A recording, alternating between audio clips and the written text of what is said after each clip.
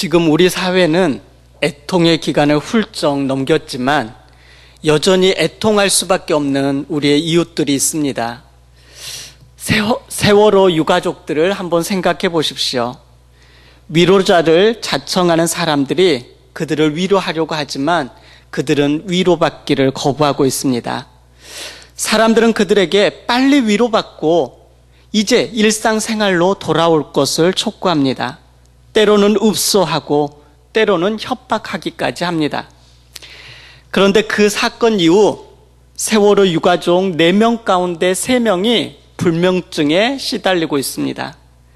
자살을 생각하거나 시도한 사람도 절반 가까이 돼가고 있습니다.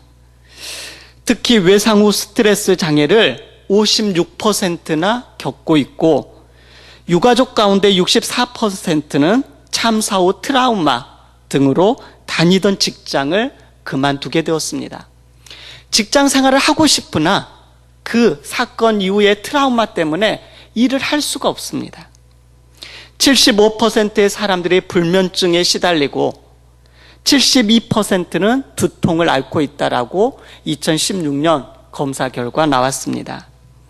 그 이유는 바로 의혹들이 완전히 제대로 풀리지 않고 그 과정에 나타났던 여러 가지 재난 피해자들에 대한 사회적인 낙인들이 트라우마를 더욱더 강화시키고 있습니다.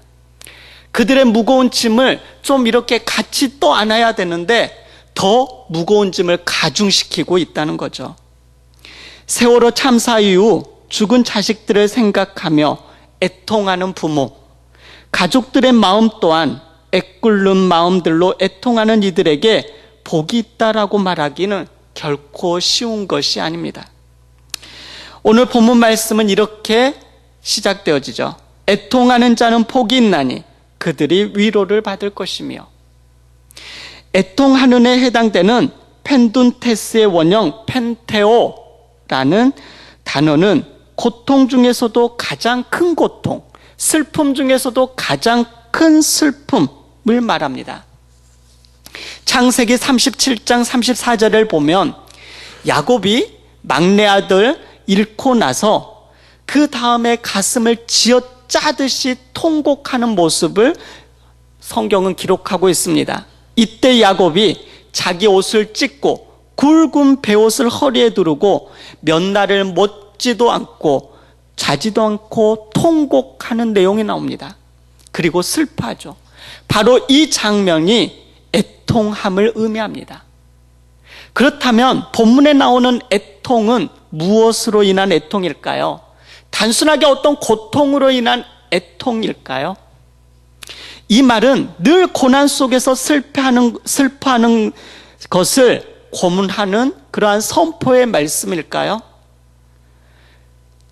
그러니 애통하는 자는 복이 있다라는 말을 조건적으로 해석해서 나는 오늘도 애통해야 돼, 나는 오늘도 슬퍼야 되고 내일도 슬퍼야 돼, 고통을 내가 끌어안아서 슬퍼야 돼 라는 이런 조건적으로 해석해야 할까요?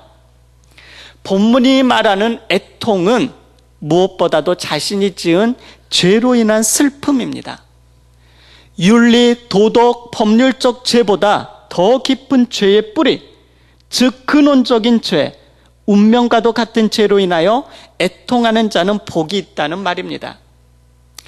예수님을 부인하고 난 후 베드로는 통곡합니다. 그런데 이 통곡함 속에 애통함이 담겨져 있죠. 그동안 자기가 제자로서 살았던 삶이 주님이 걸어가셨던 그 십자가의 길과 너무나도 동떨어져 있고 상관없는 나의 중심적인, 자기 중심적인 삶이었음을 깨닫고 베드로는 통곡합니다.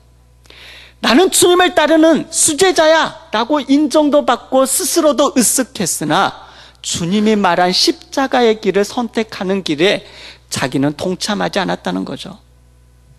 베드로는 통곡합니다.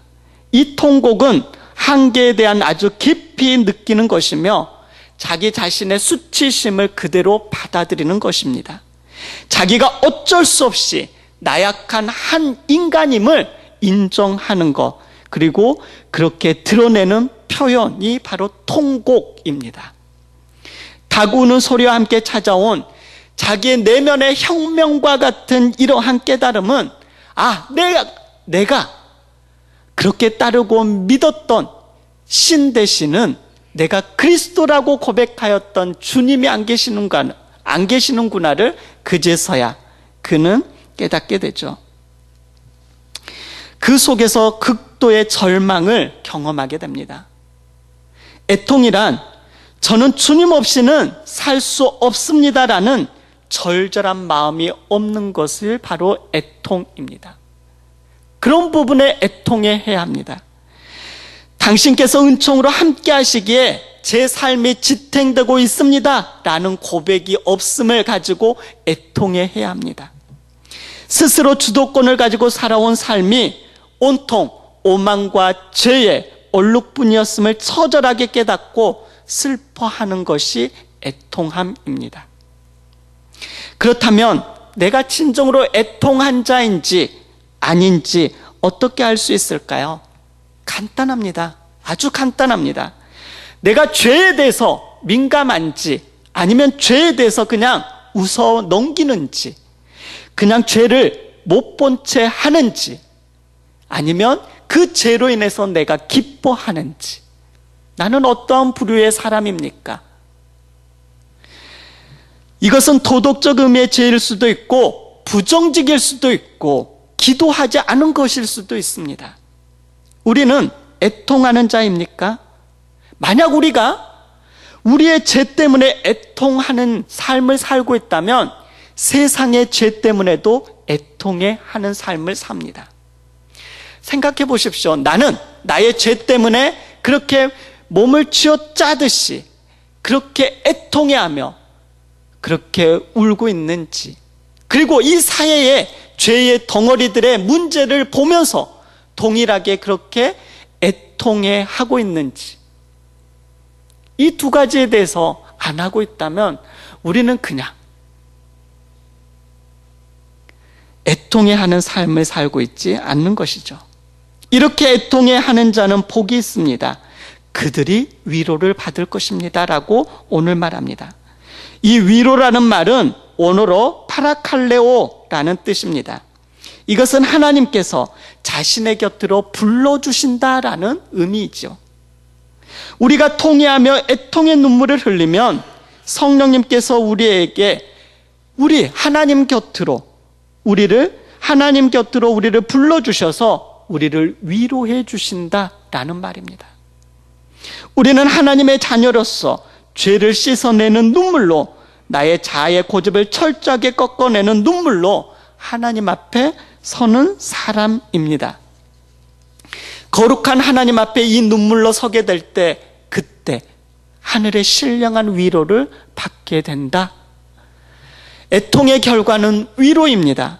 우리가 우리의 이웃들을 위해 울 때, 그들의 눈물을 닦기에 우리가 힘을 쓸 때, 정의에 대한 갈망 때문에 허덕일 때, 우리는 그 예수 그리스도의 십자가와 비로소 하나 되어지는 삶입니다. 그게 진정한 위로라고 주님은 말씀합니다. 위로받기 원하십니까? 우리는 자기 스스로 때문에 애통해야 되고 이 사회 때문에 애통해야 합니다. 그리고 우리의 주위에 하나님의 사랑이 흐르지 못함에 대해서 주님 한 분으로 만족합니다라고 고백하지 못함으로 인하여 그것 때문에 애통해야 합니다. 이렇게 애통하는 자가 주님의 위로를 받을 것이다 라고 말씀하고 있습니다. 이제 5절의 말씀을 살펴보겠습니다. 다 같이 함께 읽어보겠습니다. 온유한 자는 복이 있나니 그들이 땅을 기업으로 받을 것이며. 온유함은 예수님이 행하셨던 사역의 중요한 특징입니다. 온유한 사람은 누구일까요? 쉽게 생각하면 예수님을 닮은 사람입니다. 남의 눈에서 티끌을 찾아내려는 욕망으로부터 자유로운 사람.